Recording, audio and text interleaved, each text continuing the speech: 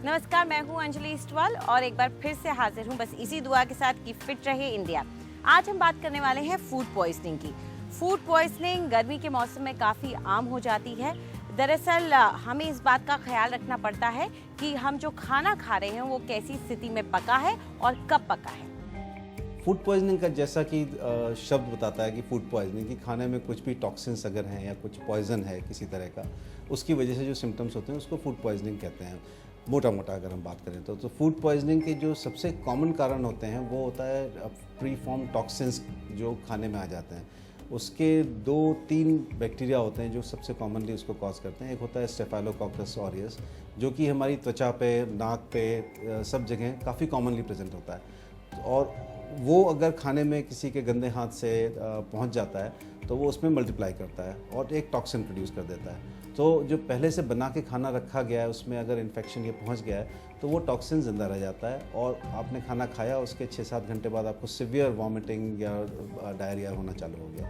दूसरा कॉमन होता है एक बैसिलस सीरियस कहलाता है, जो कॉमनली राइस में ओरिजिनली पाया गया था, बट अब कई सारे खानों में जिसमें कि खाना बना के रख दिया गया और उसके बाद दोबारा रीहीट किया गया, उस समय ये बैक्टीरिया टॉक्सिन्स प्रोड्यूस करता है रीहीटिंग के टाइम में। एक और जो बैक्टीरिया होता है क्लोस्ट्रिडियम परफरेंजेंस, जो इनिशियली पहले सी फूड में ज़्यादा पाया गया था, लेकिन हमको पता है कि बहुत से दूसरे खानों में भी ये कॉमनली प्रेजेंट होता है, और स्पेशली कैन फूड्स में उसमें ज़्यादा मिलता है। तो उसकी वजह से भी प्रोफ्यूज डायरिया होता है। ये जितने फूड पॉइजनिंग वाले एपिसोड होते हैं 24 से 48 घंटे में अपने आप ठीक हो जाते हैं मोस्टली। तो इसमें मेनली ये करना होता है कि जब सिम्टम्स हो रहे हैं, उसको सिवियर सिम्टम्स हो रहे हैं उसको कंट्रोल करें, फ्लूइड्स, एडिक्वेट फ्लूइड्स दिए जाएं। अगर वॉमिटिंग ज़्यादा हो रही है तो वॉमिटिंग को कंट्रोल करके इंट्रावीनस फ्लूइड्स की ज़रूरत पड़ सकती है। और अब हमारी न्यूट्रिशनिस्ट बता रही हैं कि आखिर बार्ले यानी कि जौ के क्या है फायदे और कैसे इसे आप अपनी डाइट में शामिल करें। आज हम बात करते हैं बार्ले, एक धान है जिसके बेनिफिट्स क्या होते हैं। बार्ले जिसे हम हिंदी में जौ कहते हैं या जौ का आटा कहते हैं, या जौ के आपके पास पर्ल्स मिलते हैं जो मेडिकल स्टोर्स में मिलते हैं। बार्ले इतनी अच्छी मेडिसिनल प्रॉपर्टीज़ बताई गई है नेचुरोपैथा में कि आप अगर बार्ले को जैसे रात को 1 टीस्पून भिगो देते हैं पानी में, पर्ल बार्ले की बात कर रही हूँ मैं, और सुबह उठ के बॉईल करके उसमें थोड़ा सा नींबू और काली मिर्च डाल के वो पानी पीते हैं, तो आपका वो लिवर टॉनिक है। आपका लिवर से जितनी गंदगी है और जितना आपका, अगर कुछ महिलाएं या कुछ लोग वाटर रिटेंशन से सफ़र करते हैं, तो ये करने से आपकी पूरी वाटर रिटेंशन बॉडी की ठीक होनी शुरू हो जाती है। दूसरी बात है बार्ले का आटा, ये एक बहुत कूलिंग आटा है, तो गर्मियों में खासकर अगर हम इसका प्रयोग करते हैं तो आपकी गर्मी या आपके टॉक्सिन्स जो अंदर एक्यूमुलेट होते हैं वो बार्ले का आटा सोख लेता है। इससे आपकी बॉडी में नेचुरल डिटॉक्सिफिकेशन प्रोसेस होना शुरू हो जाता है। लेकिन बार्ले में बहुत हाई कंटेंट ऑफ स्टार्च होता है और बार्ले में ग्लूटेन भी अच्छी मात्रा में होता है, तो यूजुअली पीपल जो ग्लूटेन इनटॉलरेंट है वो इसे यूज़ नहीं कर सकते हैं। बार्ले का एक ड्रिंक है कि 2 चम्मच आप बार्ले लेके छाछ में घोल लो और नमक, नींबू, काली मिर्च डाल के उसको as a mid morning snack बना लो। आपकी बॉडी में इतना कूलिंग इफ़ेक्ट आ जाएगा, आपका पेट भी भर जाएगा, आपके विटामिन्स जितने हैं बार्ले के आटे में, जो बी कॉम्प्लेक्सेस है, जो विटामिन सी है, सब बॉडी में चले जाएंगे। तो वीक में 1-2 बार अगर आप बार्ले के आटे की रोटी खाते हैं या बार्ले के आटे का आप कढ़ी पीते हैं तो ये बहुत ही बेनिफिशियल होता है। फिट रहे इंडिया में अब वक्त है योग का। हमारी योगा एक्सपर्ट आपको बता रही हैं कि किस तरह से आप क्रो पोज की मदद से अपनी लोअर बॉडी को स्ट्रेंथन कर सकते हैं।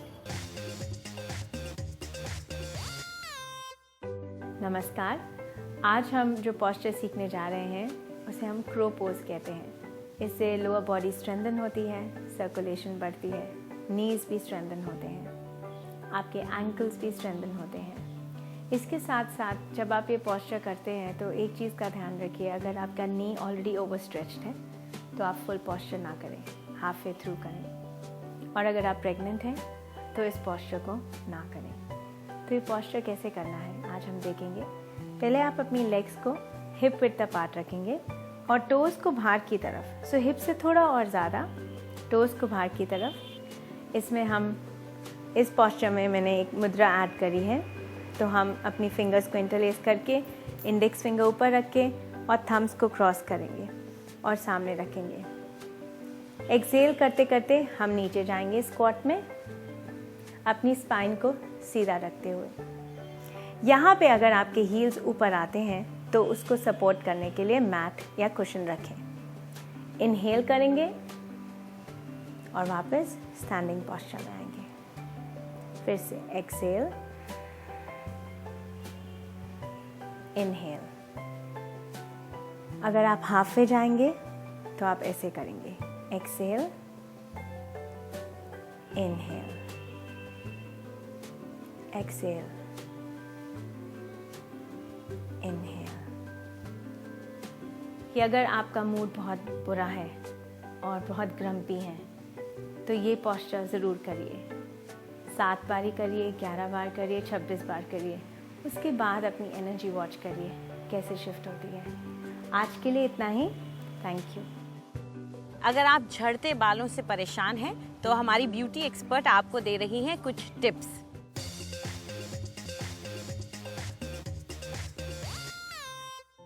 नमस्कार, आज हम बात करेंगे फॉलिंग हेयर की समस्या के बारे में, यानी कि झड़ते गिरते बाल।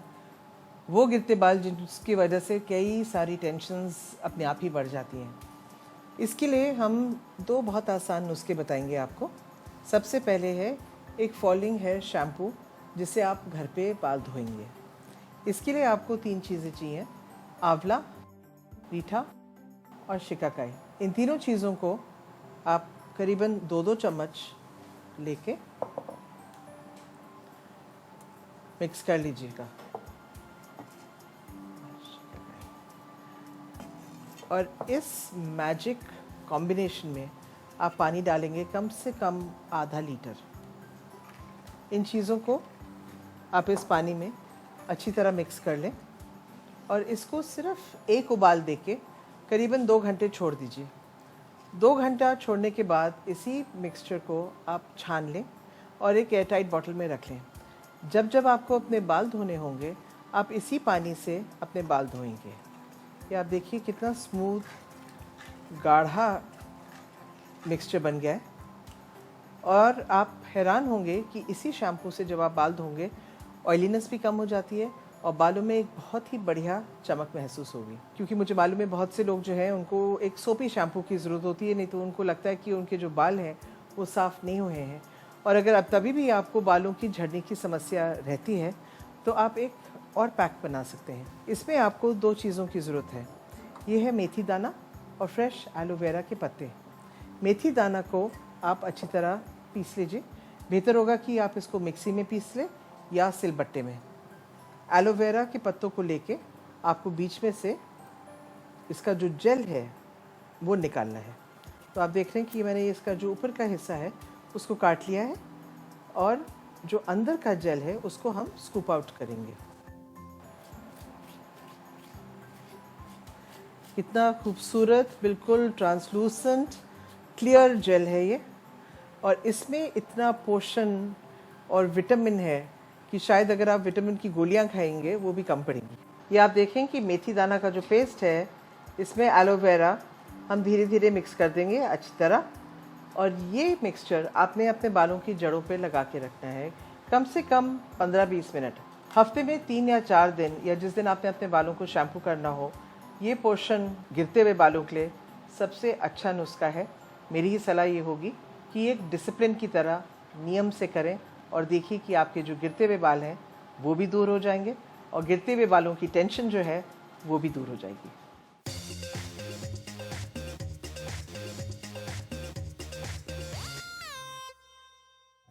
आज हम 2 एक्सरसाइजेस करने जा रहे हैं जो कंप्लीट बॉडी वर्कआउट्स हैं। पहली एक्सरसाइज में आपको अपने बॉडी को बैलेंस करना पड़ेगा और दूसरे में थोड़े हाई इंटेंसिटी मूवमेंट है। तो आइए पहले वाले से शुरुआत करते हैं। ये एक सिंगल लेग बर्पी है। एक लेग पे आ जाइए और धीरे धीरे आगे की ओर आइए, पीछे की ओर आइए और सिंगल लेग पे हॉप कीजिए। इसे धीरे से करिए और अपने कोर पे इसका इफेक्ट फील कीजिए। अगर आप यहाँ पे हॉप नहीं कर सकते तो उसे अवॉइड कीजिए अगर आपकी नीज वीक है। ये बहुत ही ग्रेजुअल मूवमेंट है। इसे 8 से 10 बारी कीजिए।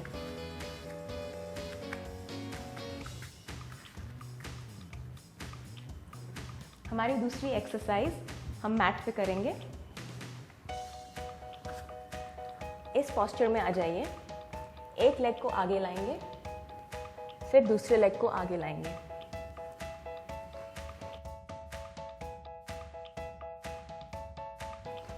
जितने पास आप अपने फुट को अपने हाथ के ला सकते हैं, यही आपका अटेम्प्ट होना चाहिए। अगर आप इसको फास्ट कर सकते हैं तो हम इसे फास्ट भी कर सकते हैं।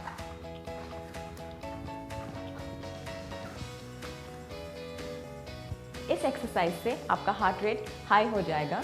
ये दोनों एक्सरसाइजेस का कॉम्बिनेशन एक फुल बॉडी वर्कआउट है। फिट रहे इंडिया में फिलहाल इतना ही। आपको हमारा कार्यक्रम कैसा लगा हमें ज़रूर बताएं। आप अपनी राय हमें ईमेल कर सकते हैं fit@ndtv.com पर। आप चाहें तो ट्विटर पर भी हमारे साथ जुड़ सकते हैं। इस्तेमाल कीजिए #फिट रहे इंडिया। फिलहाल हमें इजाज़त दीजिए। नमस्कार।